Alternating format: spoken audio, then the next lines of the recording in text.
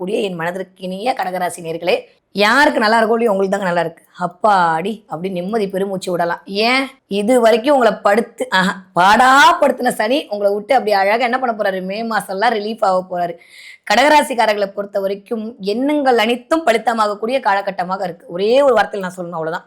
இது வரைக்கும் நான் தேடி அலைஞ்சு 10 இடத்துக்கு நான் போனேன், எனக்கு அதுக்கான சொல்யூஷனே கிடைக்கல அப்படின்னா இந்த தடவை நீங்க ஒரு தடவை போனா அதுக்கான சொல்யூஷன் கிடைச்சிடும். அலைச்சல் குறைய போகுது கடகராசிக்காரர்களுக்கு. ஆனா அதே சமயம் 12ஆம் இடத்துல குரு வரனால நிறைய பேருக்கு 12ஆம் இடத்துல குரு வர்றது கரெக்டா தப்பான்னு பார்த்தா இந்த தடவை கடகராசிக்காரர்கள் கரெக்ட். ஏன்னா அஷ்டபட்சன்ல உங்களோட வேலையில கை வச்சாரு, காசுல கை வச்சாரு, குடும்பத்துல கை வச்சாரு, நிம்மதியில கை வச்சாரு, எல்லாத்துலயும் கை வச்ச இந்த குரு என்ன பண்ண போறாருன்னா 12ஆம் இடத்துல போய் உட்காந்து 12இல் குரு 6 பக்கறனால சூப்பர் டைம் பீரியட். யாரெல்லாம் உங்கள் தொழிலை விரிவுபடுத்த வேண்டும் என்று நினைத்தீர்களோ சத்தியமாக ஒரு பிசினஸ் 2 பிசினஸ் ஆகும்போது நோட் பண்ணி வச்சுக்கோங்க.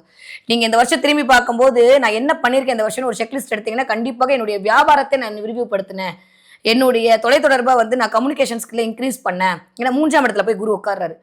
என்னுடைய கம்யூனிட்டியை நான் பெருசு பண்ணேன், எனக்கான ஒரு ஆளுகளை, எனக்கான ஒரு அங்கீகாரத்தை, எனக்கான ஒரு அடையாளத்தை நான் தேடிக்கிட்டேன் அப்படின்ற மாதிரியான தன்னிறைவோடு இந்த வருடம் கடக்கக்கூடிய வருடமாகத்தான் இருக்கும் கடகத்துக்கு.